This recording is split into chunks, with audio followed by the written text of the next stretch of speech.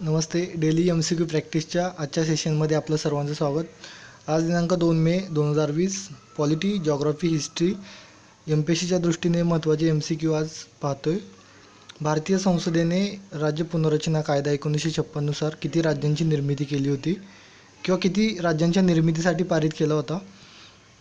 Actually पारित केला होता तो 16 राज्य आणि 3 केंद्रशासित प्रदेश आणि ॲक्च्युअलमध्ये आले ते प्रत्यक्षात 1 नोव्हेंबर 1956 साली 14 घटक राज्य आणि 6 केंद्रशासित प्रदेशांसाठी पारित केला. जी शिफारस केली होती ती 16 राज्य आणि 3 केंद्रशासित प्रदेशासाठी राज्य पुनर्रचना आयोगाने केली होती. अध्यक्ष होते फाजल अली.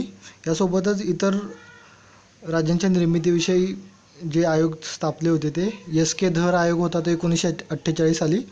याने जी शिफारस केली होती ती प्रशासकीय सोयीनुसार राज्यांची निर्मिती व्हावी असं. तसंच भाषावर प्रांत रचनेची ही योग्य वेळी नाही असे SK धर आयोगाने सुचवलं होतं. याने काय होईल की देशाच्या ऐक्यास आणि एकात्मतेस मारक ठरेल. त्यानंतर होती ती JVP समिती 1949 साली. जवाहरलाल नेहरू, वल्लभभाई पटेल आणि पट्टाभी सीतारामय्या या तिघांचे इनिशियल घेऊन JVP ही समिती 1949ला होती. तर यांनी काय सुचवलं होतं तर शिफारस केली होती की भाषावर प्रांत रचनेची गरज आहे परंतु मान्य आहे परंतु ही योग्य वेळ नाही. तर यानंतरच आंध्र प्रदेश राज्य वेगळं झालं. तेलुगू भाषेविषयी प्रेम असणारे पोट्टी श्रीरामुलू यांनी 52 दिवसांचं उपोषण केलं. त्यानंतर त्यांचा मृत्यू झाला आणि 1953ला आंध्र प्रदेश राज्याची घोषणा केली. 1 नोव्हेंबर 1956ला भारतामध्ये 14 घटक राज्य आणि 6 केंद्रशासित प्रदेश होते. महाराष्ट्र राज्याची निर्मिती ही 1 मे 1960 साली झालेली आहे. बॉम्बे या राज्यातून महाराष्ट्र आणि गुजरात हे राज्य 2 वेगवेगळे झालेले आहेत. तर 1 मे 2020 साली हीरक महोत्सव ही वर्ष आपण साजरं केलेलं आहे. 60 वर्षे पूर्ण झालेली आहेत महाराष्ट्राच्या निर्मितीला. चला तर नेक्स्ट क्वेश्चनकडे वळूयात. पुढीलपैकी राज्यघटनेतील कोणता घटक आर्थिक न्यायाची हमी देतो? तर या प्रश्नाचं उत्तर देताना 1 मिनिट व्हिडिओ पॉज करून कमेंट बॉक्समध्ये किंवा तुमच्या डायरीमध्ये लिहा आणि नंतर उत्तर चेक करा. तर आर्थिक न्यायाची हमी देणारा घटक कोणता आहे? पर्याय आहेत सरनामा म्हणजे preamble, fundamental rights, directive principle of state policy म्हणजे मार्गदर्शक तत्त्व. या 3 घटकांपैकी कोणते घटक असे आहेत की जे आर्थिक न्यायाची हमी देतात? तर प्रिॲम्बलमध्ये आर्थिक न्यायाची हमी दिली जाते. मूलभूत अधिकारामध्ये आर्थिक न्यायाची हमी देत नाही आहेत. मार्गदर्शक तत्त्वामध्ये सुद्धा देत नाही आहेत. जर समजा प्रश्न असा विचारला असता तर आर्थिक न्यायाची हमी कुठे देण्यात आली तर मार्गदर्शक तत्त्व इथे देण्यात आलेली आहे. पण मार्गदर्शक तत्त्व हे हमी देत नाही आहेत, ते फक्त मार्गदर्शन करतात. तर याचं उत्तर करेक्ट आहे पर्याय क्रमांक 1. पुढचा प्रश्न बघूयात. खटला आणि परिचित नाव. तर पहिला आहे किहोतो होलोहोन खटला, दुसरा IR कोयेलो खटला, इंद्रसहानी खटला, इंदिरा नेहरू खटला. तर दुसऱ्या बाजूला परिचित नाव आहे मंडल खटला, निवडणूक खटला, परिशिष्ट खटला आणि पक्षांतरबंदी खटला. हा व्हिडिओ एकदा पॉज करून तुम्ही एकदा नीट वाचून घ्या आणि पर्याय बघा अ, ब, क, ड. तर याचं करेक्ट उत्तर मी सांगतो तुम्हाला. याचं बरोबर उत्तर आहे पर्याय क्रमांक 1. किहोतो होलोहोन खटला जो आहे तो पक्षांतरबंदी खटला आहे. IR कोयिलो खटला आहे तो परिशिष्ट 9शी संबंधित आहे. इंद्रसहानी खटला आहे तो मंडल खटला याशी संबंधित आहे. इंदिरा नेहरू खटला जो आहे तो निवडणूक खटला याच्याशी संबंधित आहे.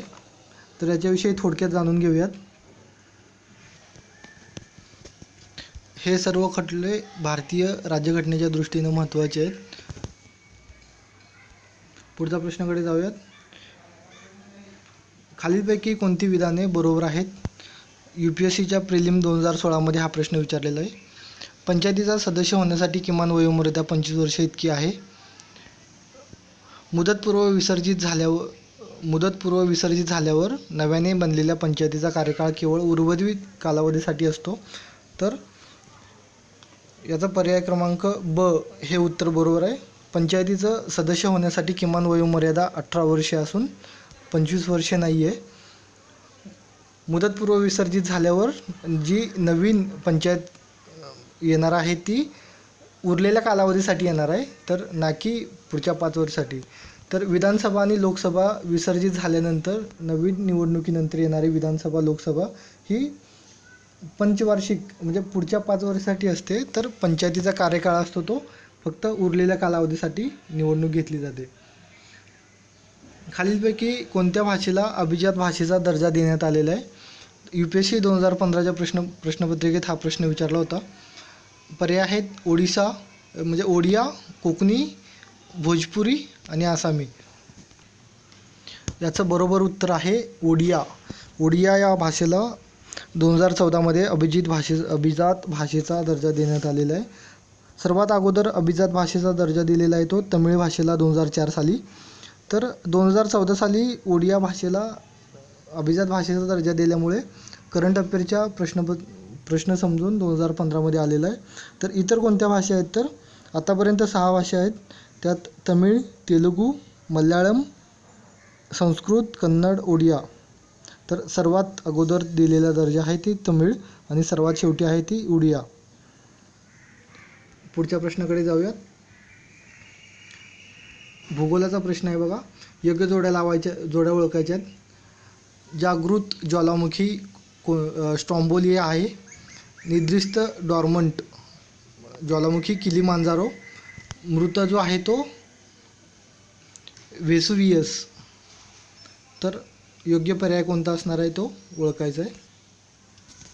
त्याचं बरोबर उत्तर आहे फक्त अ. ॲक्टिव्ह व्हॉल्कॅनो जो आहे तो स्ट्रॉम्बोली हा आहे आणि निद्रिस्त आहे तो किलीमांजारो हे उत्तर चुकीचं आहे. आणि तिसरंसुद्धा चुकीचं आहे. मृत जो वेसुवियसला आहे. वेसुवियस हे इटली आहे. हे निद्रिस्त आहे. एक्स्टिंक्ट नाही आहे, निद्रिस्त आहे. वेसुवियस हे इटली या देशामध्ये आहे. त्यासोबतच काटमाई हे अलास्का हे पण निद्रिस्त आहे. बॅरन बेट भारतातलं बॅरन बेट जे आहे ते सध्याला त्यातनं ज्वालाग्राही पदार्थ बाहेर यायला सुरुवात झालेली आहे. ते इरप्ट व्हायला चालू झालेलं आहे. तर बॅरन बेट हे भारतातील जागृत ज्वालामुखी म्हणून म्हटलं जातं. जागृत इतर कोणते ज्वालामुखी आहेत? तर फुजियामा जे जपानमध्ये आहे आणि स्ट्रॉम्बोली जे भूमध्य सागरामध्ये आहे. चला तर नेक्स्ट प्रश्नाकडे वळूयात. पुढे जगातील प्रमुख स्थानिक वाऱ्यांबाबतची माहिती दिलेली आहे. तर ती वॉर्म करंट आहेत की कोल्ड करंट आहेत याबाबत सांगायचं आहे. बेंग्युला हा उष्ण प्रवाह आहे. सोमाली प्रवाह हा थंड प्रवाह आहे. तर पर्यायी उत्तर कोणतं आहे ते शोधायचं आहे. अ बरोबर, ब बरोबर, दोन्ही बरोबर आणि दोन्ही चूक. या प्रश्नाचं बरोबर उत्तर आहे फक्त दोन्ही चूक आहेत. बघा, बेंगुला हा थंड प्रवाह आहे, कोल्ड करंट आहे आणि सोमाली हा सुद्धा थंड प्रवाह आहे. तर तुम्ही एकदा जगाच्या नकाशामध्ये ॲटलासमध्ये ओपन करून बघा. जे कोल्ड करंट आहेत, जे थंड प्रवाह आहेत ते ध्रुवाकडून पोलकडून विषुववृत्ताकडे वाहतात आणि उष्ण प्रवाह जे आहेत वॉर्म करंट हे विषुववृत्तापासून नॉर्थ आणि साऊथ पोलकडे वाहतात. सांगायचं झालं तर थंड प्रवाह फोकलँड, हम्बोल्ट, दक्षिण ध्रुवीय प्रवाह किंवा कॅलिफोर्निया प्रवाह, लॅब्राडोर प्रवाह, ओयासिओ प्रवाह हे थंड प्रवाह आहेत. उष्ण प्रवाह कोणते आहेत? तर गिनिया, गल्फ प्रवाह, ब्राझील प्रवाह, ॲग्युलास प्रवाह, सोमाली प्रवाह, क्युरोसिओ प्रवाह, उत्तर पॅसिफिक, पूर्व पॅसिफिक आणि उत्तर अटलांटिक करंट हे वॉर्म करंट आहेत. नेक्स्ट पाहूयात. सिक्कीममधून जाणारे कर्कवृत्त यामधून जाते, कोणत्या राज्यातून जातं? हा जो प्रश्न आहे तो UPSCच्या 2010 प्रश्नपत्रिकेत विचारलेला आहे. या प्रश्नाचं बरोबर उत्तर आहे पर्याय क्रमांक 1. भारताचा नकाशा पाहिल्यानंतर लगेच लक्षात येतं की 8 राज्यातून कर्कवृत्त जातं. 82 रेखावृत्तातून आपलं भारताची प्रमाण वेळ ठरवलेली आहे. पुढचा प्रश्न आहे, भारतातील किती राज्यांना किनारपट्टी लाभलेली आहेत? तर याचं बरोबर उत्तर आहे पर्याय क्रमांक 3, 9 राज्यांना किनारपट्ट्या लाभलेल्या आहेत. याची क्रोनॉलॉजी तुम्ही भारताच्या नकाशामध्ये एकदा पाहून घ्या. बऱ्याचशा प्रश्नपत्रिकेत हा प्रश्न विचारलेला आहे. UPSC 2008च्या प्रिलिम परीक्षेत हा प्रश्न विचारलेला आहे. खालीलपैकी कोणते उद्यान बस्तर प्रदेशात स्थिर आहे? तर पर्याय आहेत बांधवगड राष्ट्रीय उद्यान, दांडेली राजाजी राष्ट्रीय उद्यान, इंद्रावती राष्ट्रीय उद्यान. त्याचं बरोबर उत्तर आहे पर्याय क्रमांक 4, इंद्रावती राष्ट्रीय उद्यान हे बस्तर प्रदेशामध्ये स्थित आहे. पुढचा घटक इतिहासाचा आहे. प्रश्न आहे, भारतातील तरुण प्रशासकीय अधिकाऱ्यांना प्रशिक्षण देण्यासाठी कलकत्ता येथे फोर्ट विल्यम कॉलेजची स्थापना कोणी केली होती? तर याचं पर्यायी उत्तर आहे लॉर्ड वेलेस्ली. हे उत्तर बरोबर आहे. तर लॉर्ड वेलेस्लीचा कार्यकाल आहे तो 1798 ते 1805 या कालावधीमध्ये तो भारताचा गव्हर्नर जनरल होता. तर फोर्थ म्हैसूर वार जे 1799ला होतं ते लॉर्ड वेलेस्लीच्या काळात घडलं होतं. सबसिडी अलायन्स सिस्टीम जी आहे ती 1798ला आलेली, ती लॉर्ड वेलेस्लीने आणली होती. पहिली सबसिडी अलायन्स ही जी आहे ती हैदराबादच्या निजामसोबत आणली होती. मराठ्याचं दुसरा Maratha war, second Maratha war हा 1803 ते 1805 या कालावधीमध्ये लॉर्ड वेलेस्लीच्या काळात घडला होता. तर प्रशासकीयचं कारण दाखवून तंजावर, सुरत आणि कर्नाटिक असे 3 राज्य खालसा करण्याचं श्रेय वेलेस्लीला जातं. ट्रिटी ऑफ बसेन 1802 साली जी झाली ती लॉर्ड वेलेस्लीच्या काळात झाली होती. पुढच्या प्रश्नाकडे जाऊयात. इतरही आहेत, Lord Dalhousie, Lord Cornwallis, Lord Warren Hastings हा पहिला गव्हर्नर जनरल होता 1773 ते 1785. ड्युअल गव्हर्नमेंट सिस्टीम ती याच्याच काळामध्ये आली होती. याच्या काळामध्ये ड्युअल गव्हर्नमेंट सिस्टीम अबॉलिश केली होती, जी रॉबर्ट क्लाईव्हने आणली होती. पुढचा प्रश्न आहे, घोडदळातील जात व सवार ही पदे कोणत्या मोगल बादशहाने निर्माण केली होती?